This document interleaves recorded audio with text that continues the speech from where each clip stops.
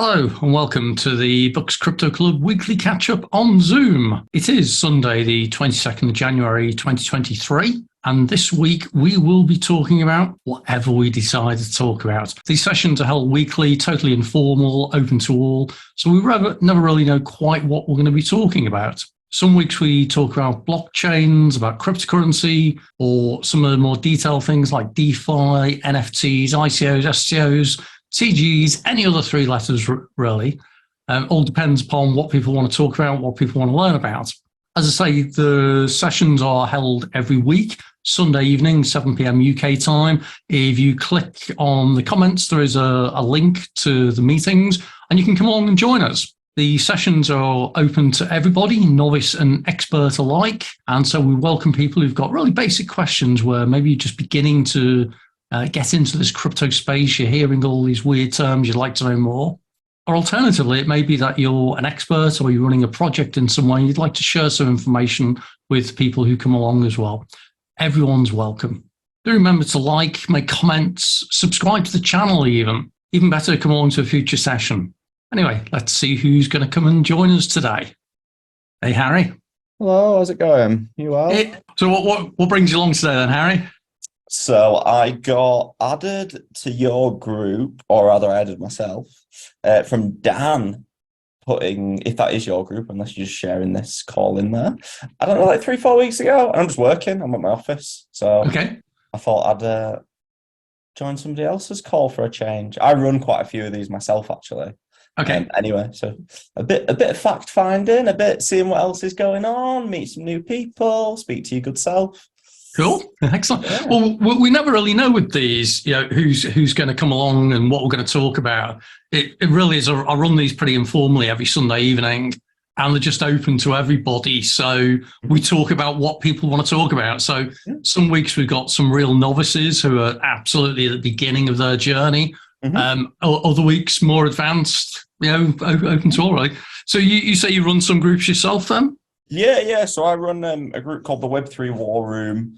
We're 111 members, C-suite or above, founder level or above in the UK, boast the likes of Anna from Outlier Ventures, Azza Hutchinson from Pluto Digital, Hannah Kanzen from Digital Wealth Fund, founders of Known Origin, founders of Fair.xyz. We've got quite a few different DeFi hedge funds in there, quite a few V friends like Whales and Collectors, founders of Valk and Merlin. We've got, honestly, that it's without being a little arrogant bugger, it's a very, very kind of high level. You've got to have done something bloody interesting to get added.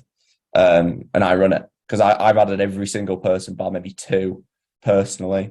We got the ex-marketing director of Wish.com.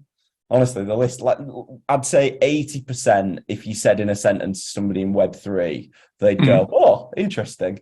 But every single one is like that. Anyway, I get a little bit excited about that. It's getting really good at the moment.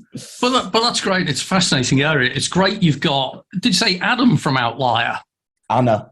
Okay. Yeah. Investments at Outlier. Yeah. Cool, yeah, because I remember a few years ago now with Jamie Burke from Outlier, when they were first kind of moving into the whole blockchain space and then beginning to do some Web3. And they were always kind of a bit ahead of the game, really. And now they are, I would view them as one of the leading thought leaders in the space. So, they're certainly a good one to know and to be involved with in that. That's fantastic. That's good. And we've been joined by Nicola as well. Hey, Nicola. Hi, Gary. How are you doing? Hello, Harry. How are you guys doing? We're just chatting about you at the moment. Oh, okay. No. Just general chit chat about people in the Web3 space, I guess. So it could be anybody and anything. So we've not seen you for a few weeks. How are you keeping? Just busy with work. You know what it's like. And then it's I don't know. Sometimes on Sundays I forget about, like, it gets to 8 o'clock and I'll go, oh damn, I missed it. Yeah.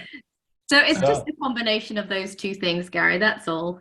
I've got a suggestion on that for you, Gary, because I did this for my group. Set up a reoccurring GCal invite. That when you either can do one of three things, you can be added to the chain, you get an email every week when it's coming out. You can set up what's called publish this event.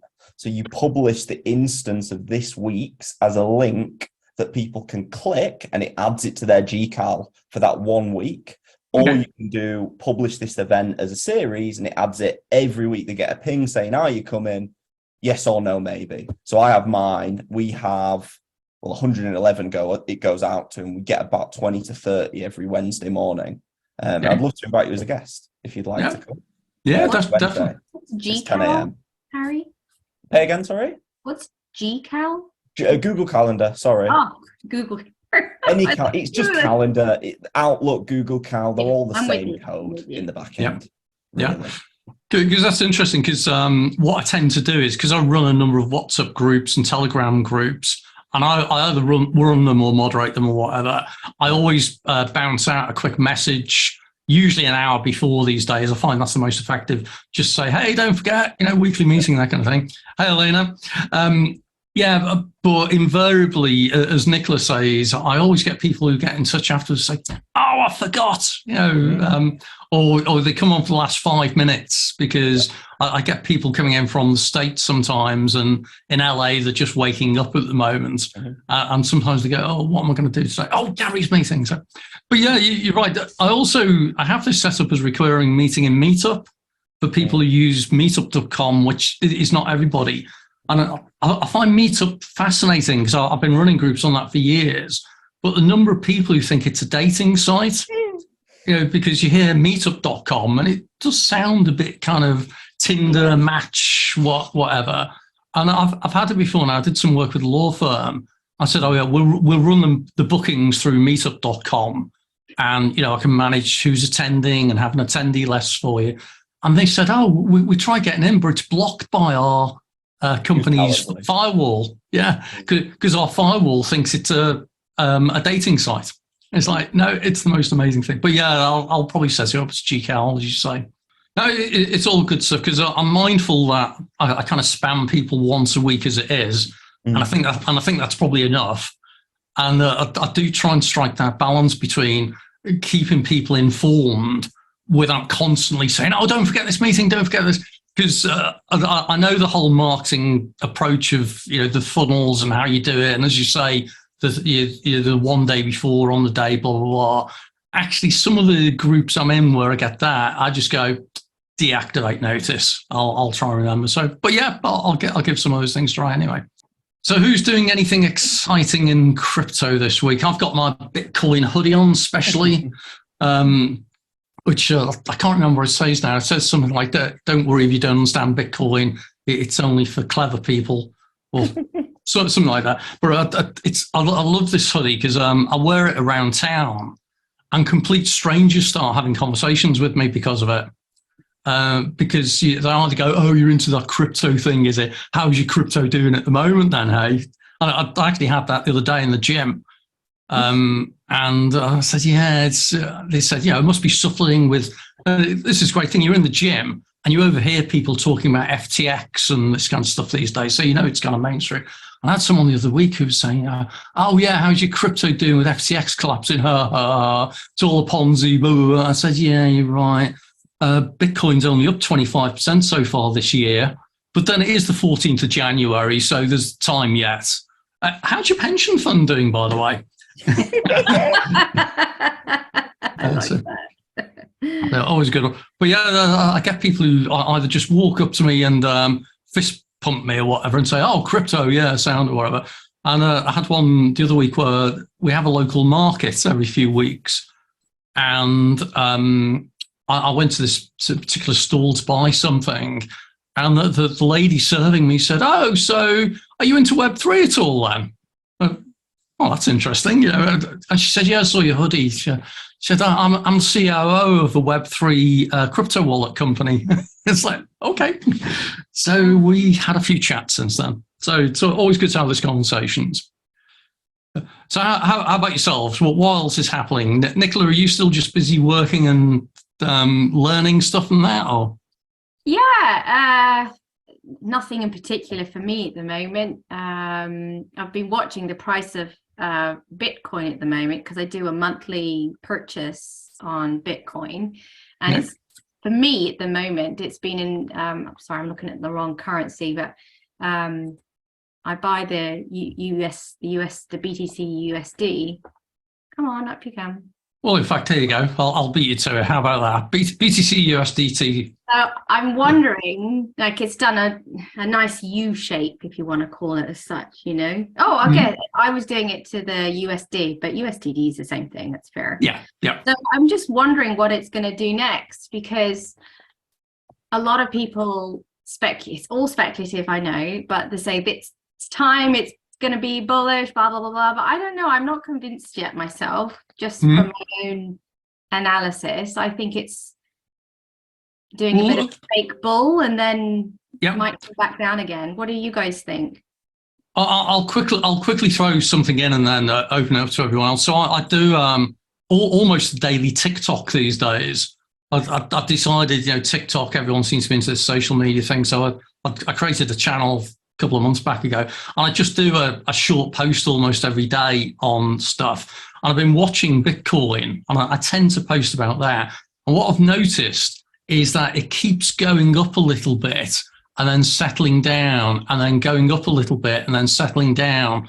And it's gradually just working its way up. It doesn't really come out very clearly on these charts. But it's almost as though it's working its way gradually back up, and then it has these sudden spikes. So it's holding just south of 23,000 at the moment. It does look as though it's going to continue building up.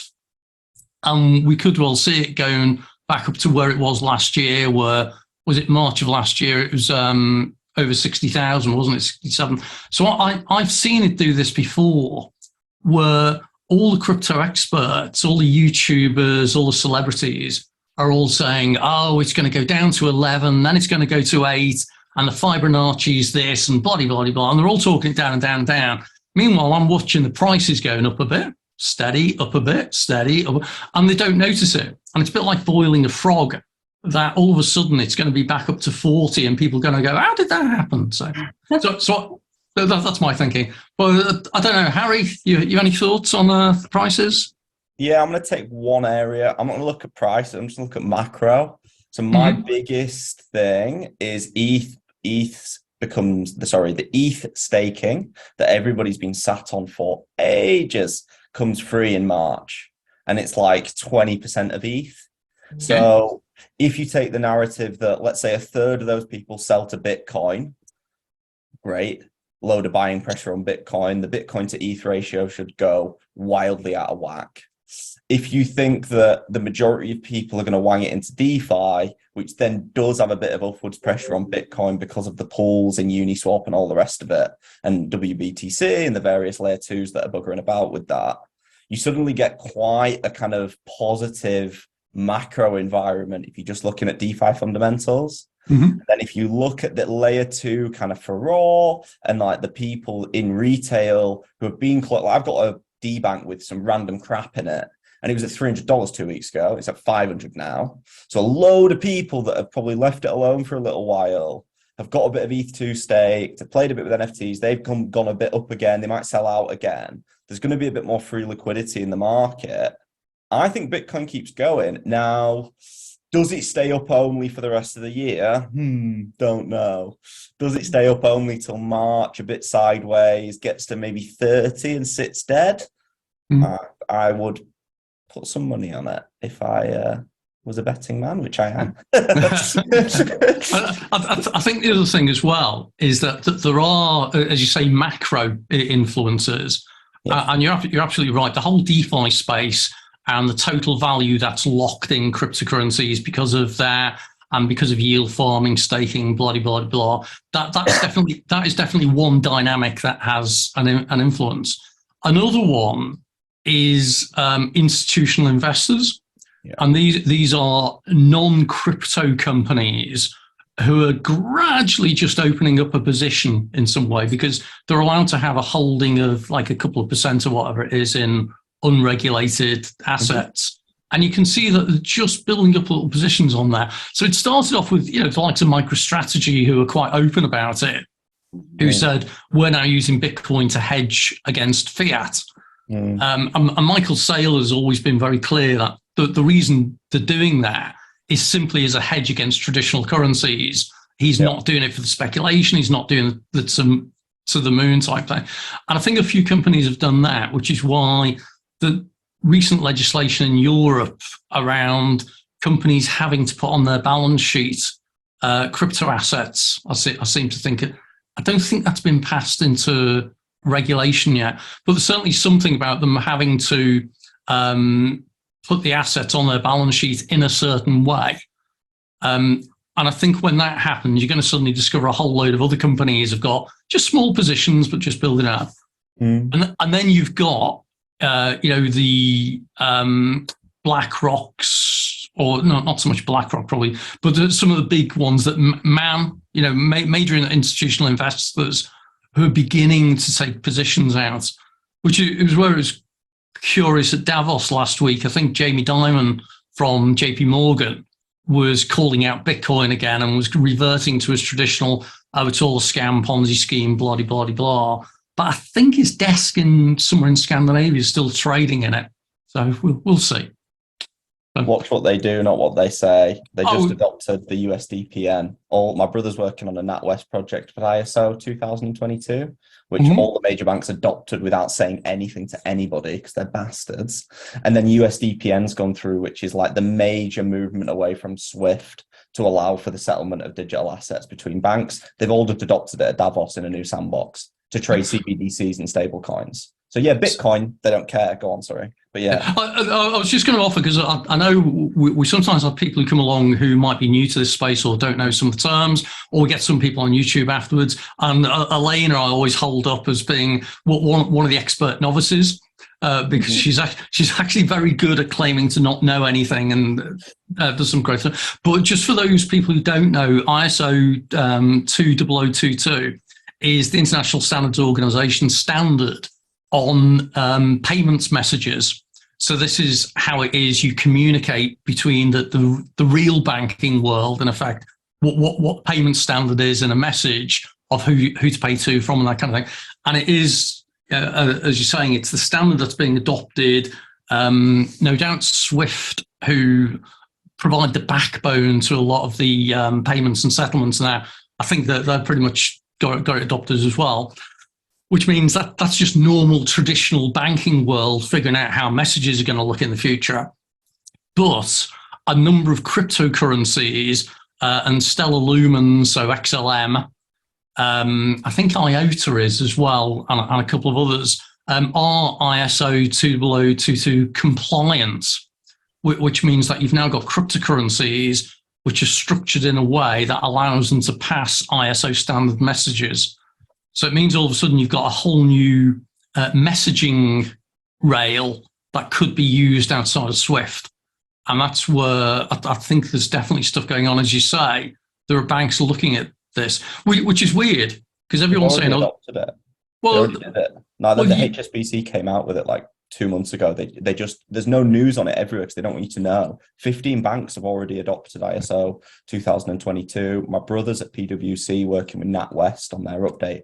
At the moment, it's already done. Yeah. But this is the great thing about it. Our ISO standards are simply that. They are a standard. It's like saying we've all agreed on what the 13 amp plug that goes into the wall is, or the 220 watt volt one, wherever. So it is just an industry consistent thing that makes interaction much, much easier. But it's interesting as well that people are talking about all of this being like a SWIFT killer, because the banks are going to use it, blah, blah, blah. What people don't realize is that SWIFT's actually a membership organization, and the membership is made up of the banks. So it's almost, they may be killing it to kill themselves in a way, but it allows the banks to operate and do payments and settlements without the need for SWIFT, which is interesting because they've all got a vested interest in SWIFT at the moment. See where it goes anyway. Kind of. Swift's 20 years old. It's replacing Swift is what there's the literature I read. And the reason they've done it is so that they maintain the monopoly on the market, because they've said no for so long. And then are finally saying, yeah, we've been doing this for 3 years. Like JP Morgan's got an internal permissioned blockchain that it's been doing NFT settlement on for 3 years, but nobody knows about it. And it's like, it's just madness. I'm a bit of a proponent of their buggers, and they lie, and then they tell you what they need you to hear, not what they're actually doing. But anyway. Yeah, it's very much as well. By the time you hear about it's a bit like the US military with new airplanes. That you only hear about the new stealth bomber or whatever when it's already been in service for 10 years, and they're actually getting the next generation and the next generation ready. I think that's it, because as you say, JP Morgan, they've got JP coin or JPM coin that's been around for a while. Some of the other banks did a load of stuff with R3. Who are a blockchain-like consortia, because it's always funny that they've got a platform developed called Corda, and Corda isn't actually blockchain, but it's blockchain-like kind of thing. So, but it didn't actually have a native cryptocurrency in it originally. They had to build that on afterwards. So, Nicola, you've got an expression there. Are you thinking of something, pondering? No, I'm just fascinated by these bits of knowledge that I'm picking up, thinking, I know nothing about that. I know nothing about that. So I found crypto and blockchain a little bit like meteorology. So I got into meteorology a few years back now. I started studying weather systems and that. And I spent some time with a guy who I think he was the Royal Navy's top meteorologist or something, and he did the training course and that. And all it taught me ultimately is that I learned more and more about less and less, because you get into the absolute weeds of things, and it's as you learn more, you realize just how little you know.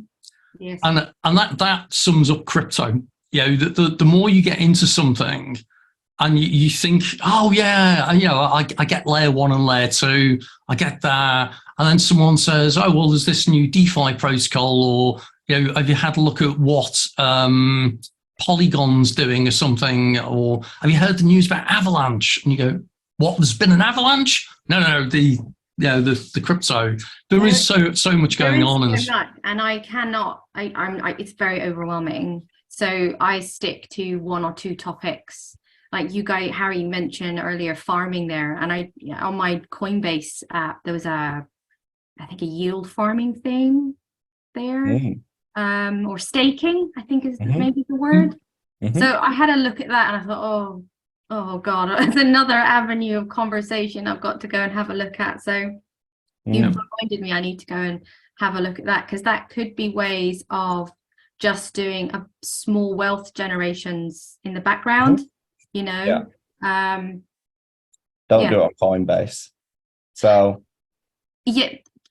there is, everybody has different. Harry, I came into this world about 7 months, no more than that, and I need a year ago now. Coinbase was the first one I came across. I listened to the guy on a podcast. I thought I'll start there, I'll educate myself, I'll go from there, so I agree. I was going to say, go on, sorry. I was quickly going to say, Nicola, you should speak to Elena, because she's going in at the deep end soon. Elena, when does your course start? Is it next month? This in 2 weeks' time. Yeah. So, Nicola, I saw the expression there. So, Elena's enrolled on the University of Nicosia's, I think it's called the Introduction to Digital Currencies course. Oh, I think I've seen that. Yeah, they do blockchain stuff as well. Yes, they do. Yeah. Yes, I've seen that. And decentralized finance. Yes. I've seen that. Worth it? You're just starting it?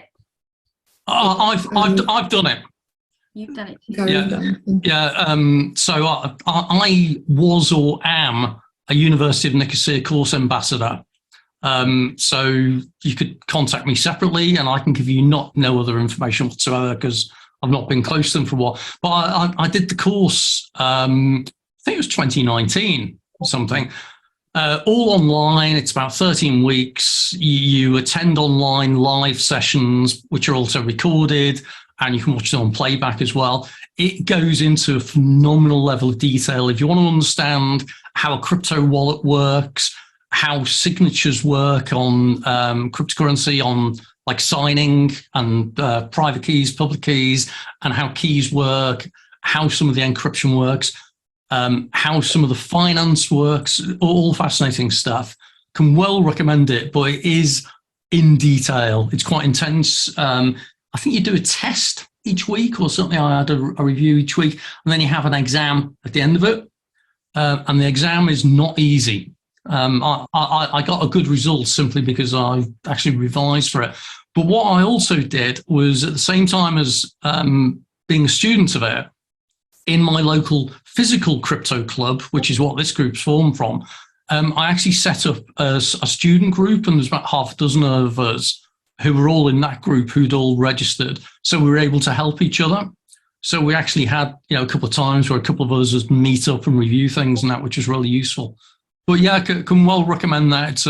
If you want to go deep, but really interesting stuff, I can recommend that. What, people do courses and then it gives them something and they can go and do something. What do you do with that? Well, the first thing, the thing I did with it was I stuck it on my LinkedIn profile because it looks quite good. And it's, the other thing I forgot is it's free. So what they do, they're using this really as a way of introducing people to their master's degree. They also do an MSc in it, which is a full year or 2 year, all around international digital finance and this kind of thing. So they use this as kind of a taster. But I've used it because of the very fact that you have to pass an exam. I've got the fact I passed my pass mark up on my LinkedIn profile. And it does no harm at all with that. What do you get?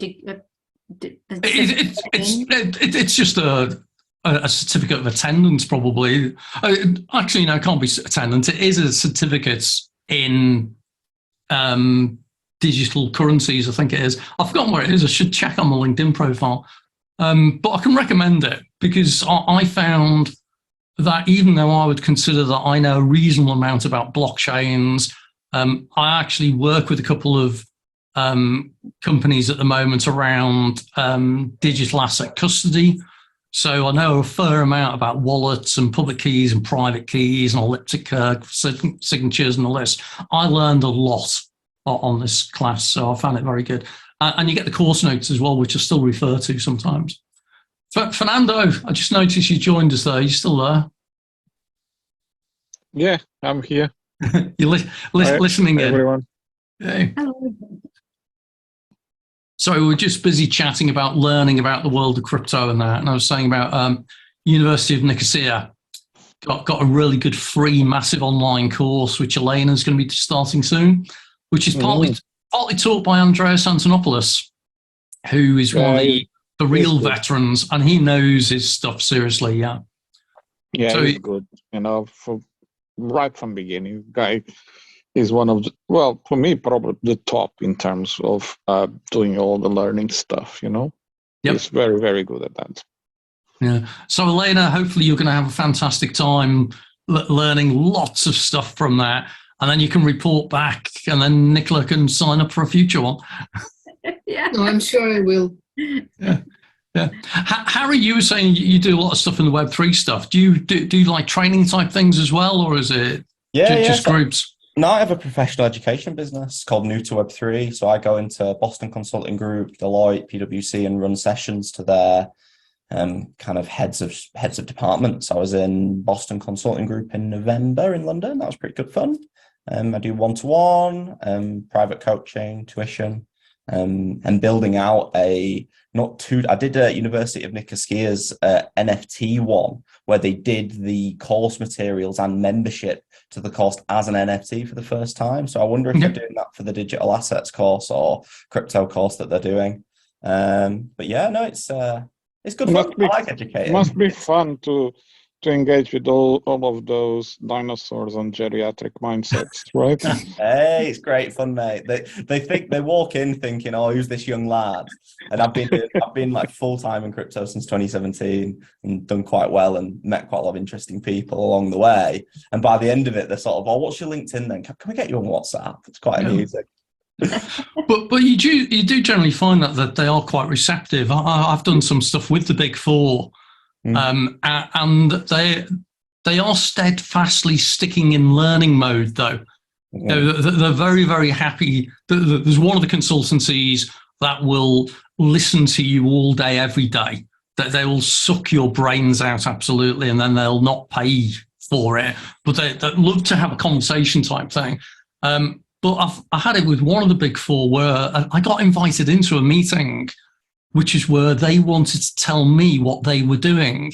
I was like, oh, that's interesting. Why is that? And they said, well, because you're actually pretty well networked in the space. And we realized that you're going to talk to other people. And if you want to drop in, oh, well, such and such is doing these things. So they actually did a briefing session for me about what they were doing on blockchain, which was quite nice. So you do find that they are conducive to those kind of things. And one of the big four as well, I actually did some work with the government. And it was the big four who introduced me to this government unit, not the UK government. And I said, would you not be better off going with one of the big four? And he said, no, the government said that they want to speak to somebody who isn't one of us. So they actually realise now that the problem with the big consultancies is, they go in, they do a presentation, they do a proof of concept, and then they've suddenly got hundreds of consultants who they want to engage in that. They said, whereas we know you've not got a vested interest and you're going to actually tell us the truth. So fascinating. So we'll see. I don't know if some of you may be aware, Bank of England is starting a CBDC crypto wallet project at the moment, which they asked for tenders a few weeks ago.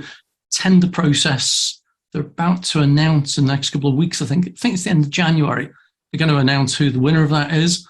They had applications from, I think, 20 companies in the end to build a crypto wallet for them. I think Fernando's on probably some of the same of the WhatsApp groups as what we both are, where some of the people in the group saying, we could have developed that in about 5 minutes. But the Bank of England wants them to spend like 5 months working on it kind of thing. So be interesting. So.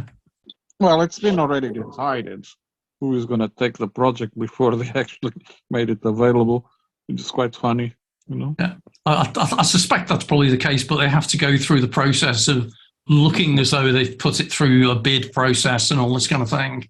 So, it reminds me that NHS app, COVID app, you remember, I mean, there was people could do it like in 3 to 4 weeks, and they spent billions on it. Yep. It was insane. Absolutely insane. But anyway, that's how politics works. Exactly, yeah. So, Elaine, you've been quiet today. I was calling you out because you're going to be doing the course, but anything of interest, any questions or anything at the moment? Or are you just listening? Yeah, just listening. Could we talk about the latest news and Bitzlato? Bitzlato, yeah. And there is a post from you on LinkedIn, and you mentioned that there were a couple of weird moments. Yeah. What happened? What was strange about it? Okay, so for those who don't know, on Thursday of this week, I think it was, the US Department of Justice made an announcement at 3:30 p.m. UK time. So we'll do it all in UK time, just keep it easy. Made an announcement at 3:30 to say, we are going to be making a major cryptocurrency international crime announcement at 5 p.m. today, so 90 minutes later. And it's kind of interesting, the DOJ do make announcements that they're going to announce things, but it was one of these things that was so weird. They made such a big deal of, we're going to make a major announcement about an international action that we've taken. And of course, everyone was thinking, oh, is this to do with FTX, which is going through the court at the moment? Or is it something to do with Binance? A big major exchange is about to be taken down and everything. So Bitcoin, the price on it from 3:30 in the afternoon, within an hour, tanked by $1,000. Now, people always say to me, what causes crypto prices to go up or down? And I say, generally, it's a butterfly flapping its wings in the forest somewhere. It really is random. It's very rare you can connect a real-world activity with a crypto movement with any certainty. But this one was so, Department's Justice announcement, 3:30, we're about to do an international blah, blah, blah. Bitcoin tanked. So there was obviously a connection.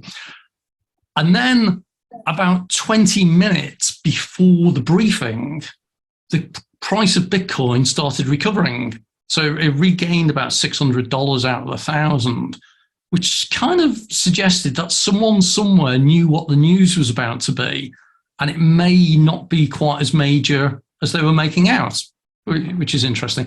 And so at 5:05, because they were slightly delayed, Department of Justice rolls out. I think there was some other criminal agencies involved as well, and they announced that they've just done a major international bust where they've arrested somebody, and you go, oh, this is about to be interesting.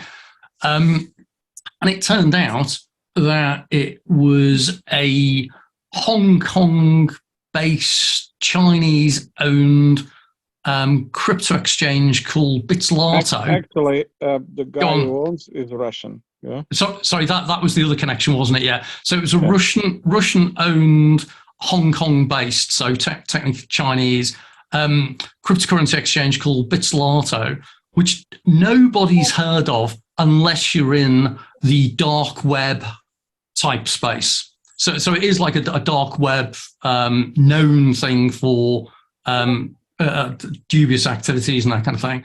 And so they announced that they'd arrested the CEO at Miami airport. That it was a multi-international thing because they got the French police or security services involved in something, seized servers, all sorts of stuff. And that's why, as Lena says, I actually put a LinkedIn post out because I was following this on Twitter and live and everything, and everyone's going, Bits who? No one had kind of heard of them. And it's only the people who are into the dark web who kind of had heard of these. And so I think so far my LinkedIn post just even, said... sorry to interrupt you. Even people in the dark web, only if you're actually doing really bad activities, you would know about that. Because that's in combination with Hydra, which is a marketplace where, you can buy pretty much anything from drugs to all sorts of bad stuff, to be honest. It's quite bad. So there was a lot of illegal activity. So if you do any illegal stuff on the dark web, you would know about that. If you don't do any, bad stuff on the dark web, you probably wouldn't know even. Yeah, absolutely. And this kind of tied in. So I did a LinkedIn post with a poll on it, writing up a summary of what had happened and saying, has anyone heard of Bitzlato? And I think so far the poll is 98% of people have said they've never heard of it. And as Fernando says, it's only if you are into the very dubious spectrum of the dark web that you might have heard of these. So it's kind of interesting, and it was interesting for a couple of reasons. The first was the way that the price started correcting itself before the announcement was made. Kind of suggests that someone was putting some FUD out about, oh, this is going to be Binance is being taken down or something, and everyone goes into panic mode and sells off. And then they started rebuying. That was only one thing. But the other thing was that the way the Department of Justice announced it, you'd have thought it was a major cryptocurrency thing that they'd taken down, was in actual fact, it was a dark web thing that had been taken down, which had a small crypto exchange on it. So kind of they were twisting the perspective on it a bit. So anyway. Yeah. And with from all these years I've been in crypto, any news that involves, announcements that, hey, we have a major this, you don't even need to think it's Binance or not. The market will react. It doesn't need anyone to spread any FUD at all. It's just how it is, There's, especially when it involves agencies as well. Law enforcement agencies. Then it's bad. People know it's going to be bad, so it just reacts independently of people. Some people just say, "Hey, this might be Binance or this might be whatever." It will always react. The question for me is, okay, it's quite a good thing what they've done. Okay, let's be honest here. What these guys have done was great because they were doing some really bad stuff. These guys, okay, so we can't say anything against that. It's just how they done it, and that for me is a bit weird. Like you said, an announcement of an announcement, and then Bitzlato, Mm. it's just, and the way the price is fluctuated, it's just, for me, it's just the, Yeah. you know me, I'm very suspicious about Do you certain think- activities, Do you think it may have been to see what would happen? It was actually sort of done purposefully to see what will happen, how things, something like this would, how the market would react? They know how the market will react, yeah, so it's a good question, I don't have the answer for that, to be honest. No, we don't. I think it's a fairly safe bet that the way the crypto market works, it was expected it would react irrationally anyway, because that's the nature of it. It's slightest bit of news, rumor, FUD, blah, blah, blah type thing. But yeah, it could have been done as that. I think it's always risky to try and second guess the motivation of something. Yeah. Because 99% of the time you're going to be wrong. And it's a bit like I've always held this belief that whenever something happens and you're not informed about something, either the government keeps something quiet, or if you work for a company and they don't mention something, 99% of the time it's incompetence, and 1% it's conspiracy.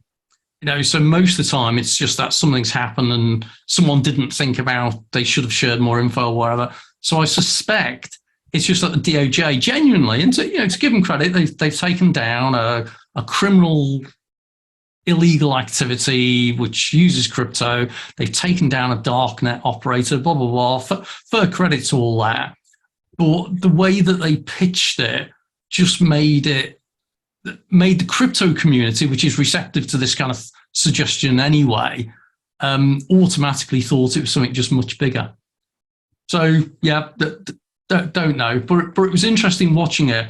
And the thing that really had me bemused was simply the fact that the price started recovering before the announcement was made. So it did kind of feel as though some people in the market knew that it was going to be a less of a big deal than what was going around on Twitter and WhatsApp 20 minutes before. Gary, what day did this happen? Was it Thursday? Yeah. Keep talking amongst yourselves and I'll go and find out. I think it was Thursday. In my trading world, that's a beautiful order block setup. So that's actually a good point for it to come back down to and repurchase that so it could go bullish again, potentially. Yeah. Well, in fact, because I'm looking at the daily here, and it's a beautiful order block. So I think this the 22nd today, so it was about. I think it was Wednesday, wasn't it? I can't remember now. Yeah. I've got here. This action all happened on where is this candle? On Wednesday, yeah. So on Wednesday there was a short on it, Okay. but then very quickly it's gone very bullish and it climbed. That's 21.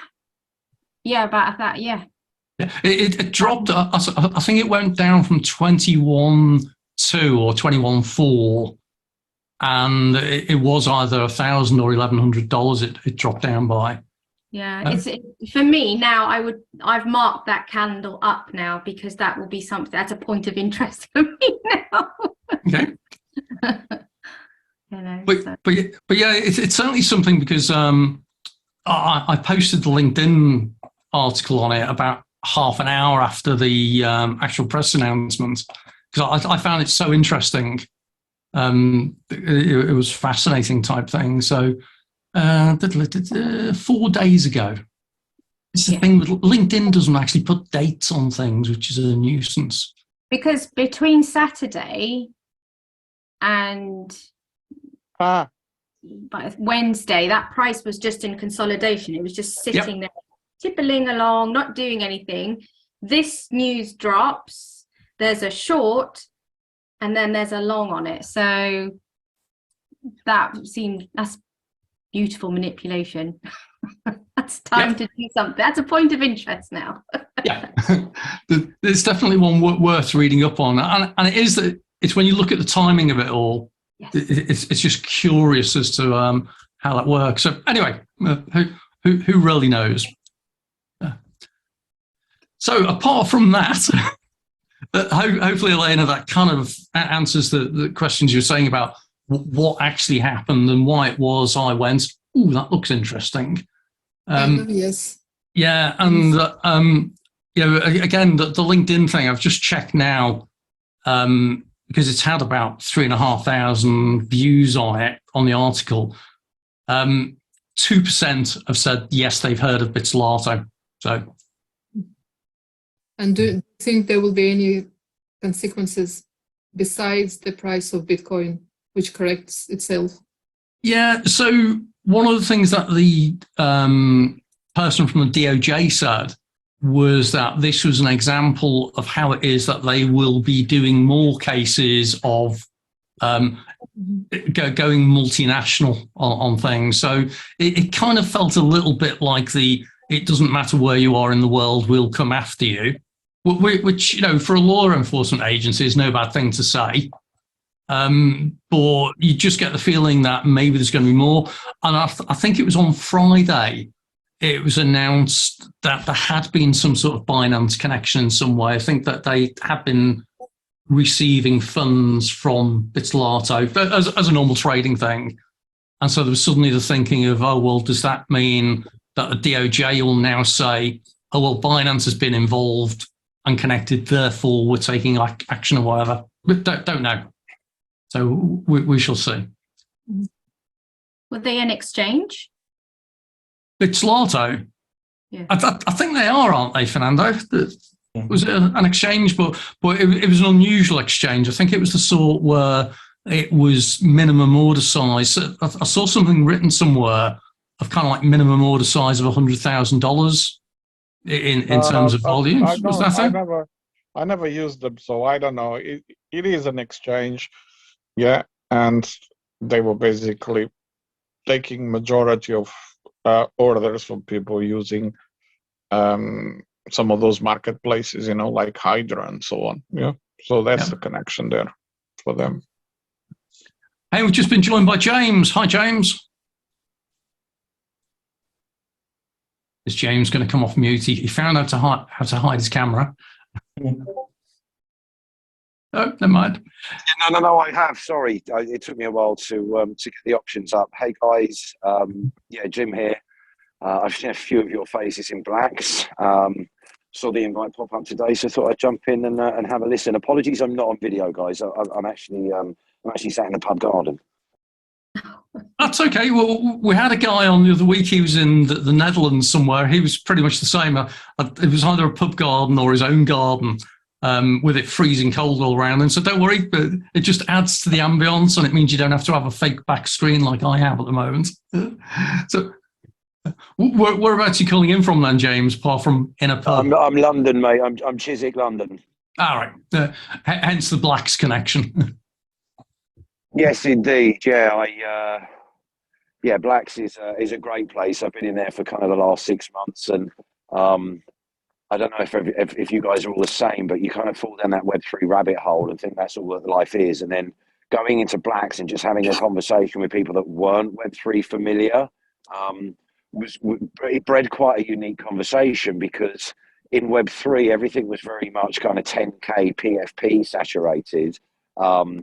When you'd have a conversation with someone in Blacks who wasn't Web3 familiar and they got it through whatever analogy you used, they'd then start thinking about how Web3 or blockchain could kind of serve their particular vertical. And that could be anything from banking to movie producing, but it didn't have that kind of tainted, oh, I'm a failure if I don't sell out 10,000 of my NFTs in an hour kind of attitude towards it. So yeah, love Blacks. Love the people that I meet in there. So hence, if I see links like this, I jump in and have a listen and sometimes make a nuisance of myself. Cool.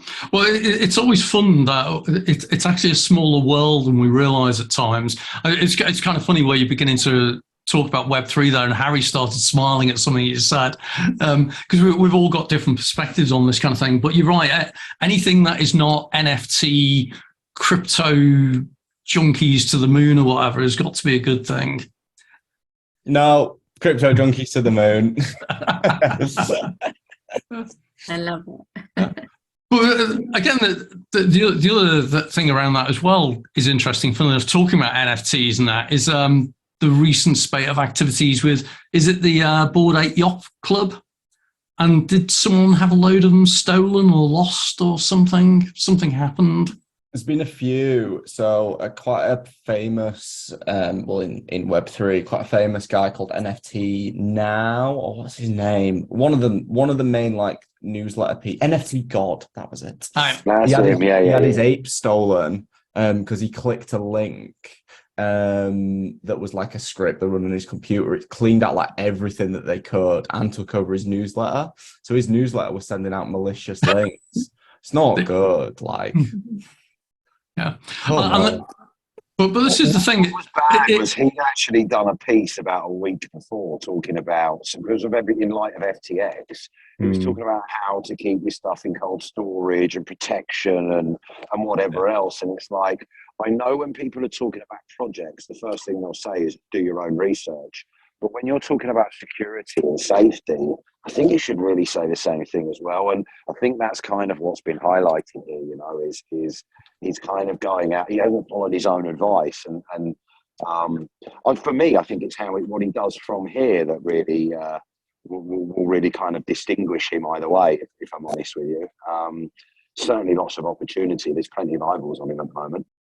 I think the other thing as well, it serves a useful purpose that it shows no matter how good you think you are at these things, people still make mistakes. There was a case the other week with somebody who I think was from the Bitcoin core team who had a similar thing. And again, it was a phishing type attack.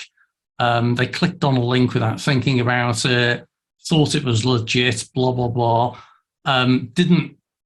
The alarm bells started ringing, I think, when it started asking for things like seed phrases, and they went, oh, hang on.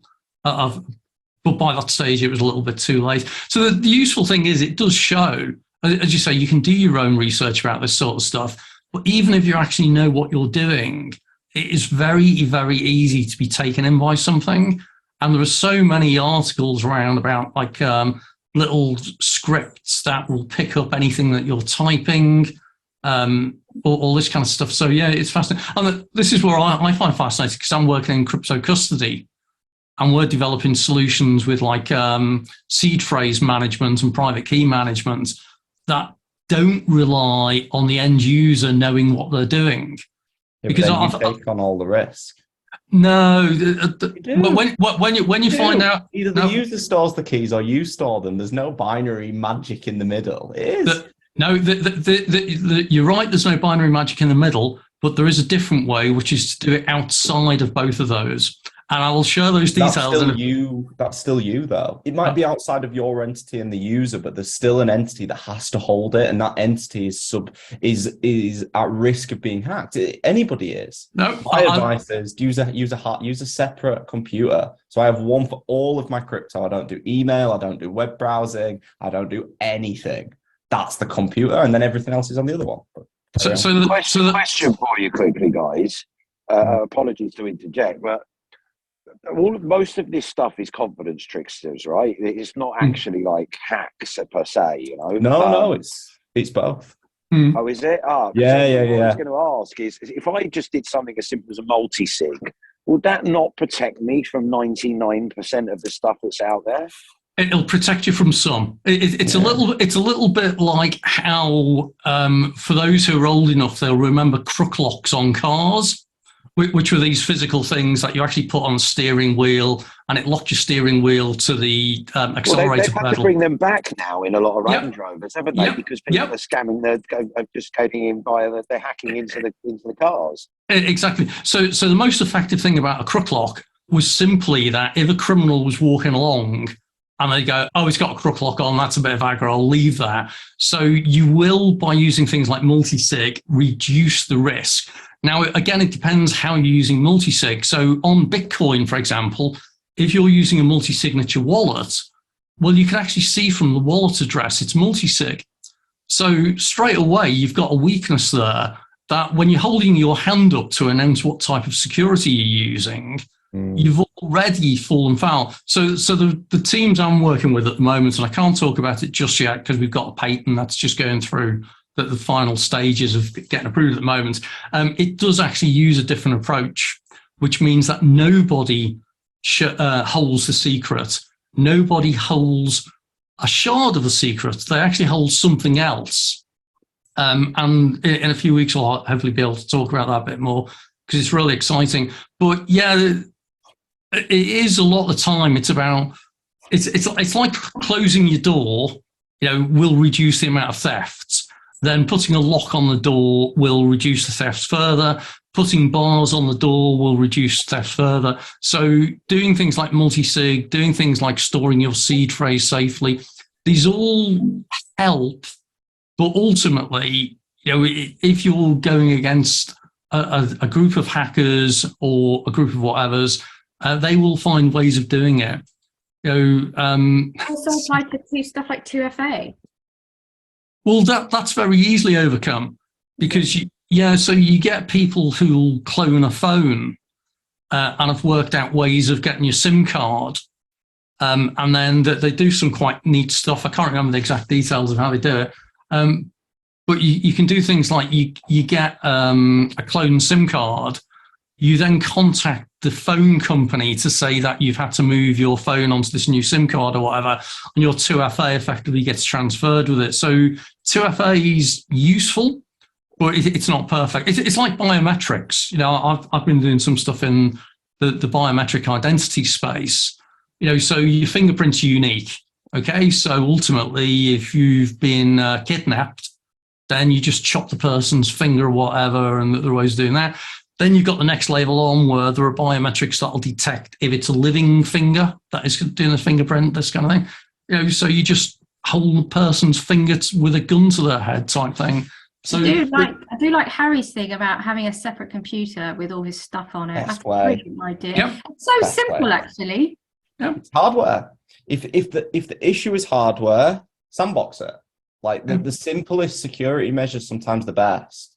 I will quickly throw in though that the biggest threat, and given I do some cybersecurity stuff in the insurance industry, the biggest threat remains what's known as liveware, which is you and me. It's the human being.